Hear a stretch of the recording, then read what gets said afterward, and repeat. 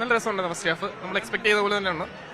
Prithviraj direct ചെയ്തിരിക്കുന്നതെല്ലാം നല്ല രീതിയിൽ തന്നെയാണ്. നമുക്ക് കാണുമ്പോൾ ഭയങ്കര ക്യാച്ചിയാണ് കാണുമ്പോൾ തന്നെ. പിന്നെ ലാലേട്ടൻ്റെ കാര്യം പ്രത്യേകിച്ച് പറയണ്ടല്ലോ, എപ്പോഴത്തെയും പോലെ തന്നെ ലാലേട്ടൻ തകർത്തു. ഇനി സെക്കൻഡ് ഹാഫിന് വേണ്ടി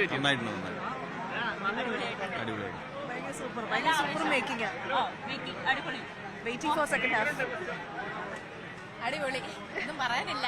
ബാക്കി കാണാനായിട്ട് ഇങ്ങനെ എക്സൈറ്റഡ്. നല്ലായിരുന്നു. മോഹൻലാൽ ഫാനാണോ? ആണോ? ലാലേട്ടൻ ഫാൻ തന്നെയാണ്. ശ്രീജ, അത് തന്നെയാണ്, എല്ലാവരും അടിപൊളിയാണെന്ന് തന്നെയാ പറയുന്നത്. ഒരുപാട് ആവേശത്തിലാണ് എല്ലാവരും, ഒരുപാട് ആവേശത്തിലാണ്. കാരണം ഫസ്റ്റ് ഹാഫ് അടിപൊളിയായിരുന്നു. നല്ല ഇൻട്രസ്റ്റിംഗ് ആണ്. ഫ്രെയിംസും കാര്യങ്ങളെല്ലാം അടിപൊളിയാണ്. ഞങ്ങൾ വെറുതെ സിനിമ കാണുന്നേക്കാളും ആ ഫ്രെയിംസ് കുറച്ചും ശ്രദ്ധിച്ചു കഴിഞ്ഞാൽ നല്ല രീതിക്ക് എടുത്ത ഡയറക്ഷൻ. അതുപോലെ ബിജിയോ തിയേറ്റർ എന്തായാലും കുലുങ്ങും. നമ്മൾ പ്രതീക്ഷ ഇപ്പൊ തീർച്ചയായിട്ടും ഉണ്ട്. ഡിസപ്പോയിന്റഡ് ആവില്ല, അത് എല്ലാവരും നല്ല ഇതിൽ വരിക, കാണുക. ശ്രീജ, അത് പറഞ്ഞപ്പോഴാണ് നമ്മള് ഈ ഇന്റർവെല്ലിന് തൊട്ട് മുമ്പ് ഒരു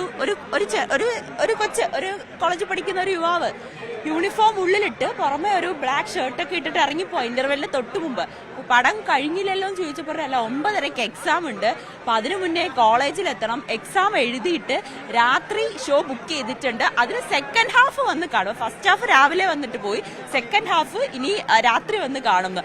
അത്രയേറെ ആവശ്യം. എന്നിട്ട് പറയാ, ചിലപ്പോ ഞാൻ പരീക്ഷയ്ക്ക് ഞാൻ ലൂസിഫറിന്റെ കഥ എഴുതി വെക്കുമോ എന്നൊരു സംശയം കൂടി ഉണ്ടെന്ന് അവൻ പറഞ്ഞിട്ടാ പോയത്.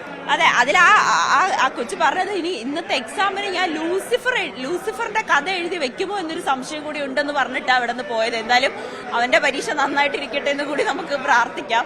എന്തായാലും എന്തായാലും സിനിമയുടെ അണിയർ പ്രവർത്തകർ എന്തായാലും സിനിമ കണ്ടതിന് ശേഷമായിരിക്കും മാധ്യമങ്ങളോട് പ്രതികരിക്കുക. വലിയ പ്രതീക്ഷയാണ്. ഫസ്റ്റ് ഹാഫ് തന്നെ വലിയ സിനിമയെ പറ്റി നമ്മൾ പ്രതീക്ഷിച്ച പോലെ തന്നെയാണ് സിനിമ. അതിന്റെ പൃഥ്വിരാജിന്റെ മേക്കിംഗ്, ഒപ്പം ഇതിന്റെ മ്യൂസിക്, മോഹൻലാൽ പിന്നെ പറയണ്ടല്ലോ, മോഹൻലാൽ വന്ന് നിൽക്കുമ്പോൾ തന്നെ അവിടെ ഒരു മാസാണ്. അപ്പോൾ അങ്ങനെ സിനിമയുടെ ഫസ്റ്റ് ഹാഫ് നല്ല റിവ്യൂ ആണ് പുറത്തു വന്നിരിക്കുന്നത്. സിനിമ അങ്ങനെ തന്നെ ആവട്ടെ.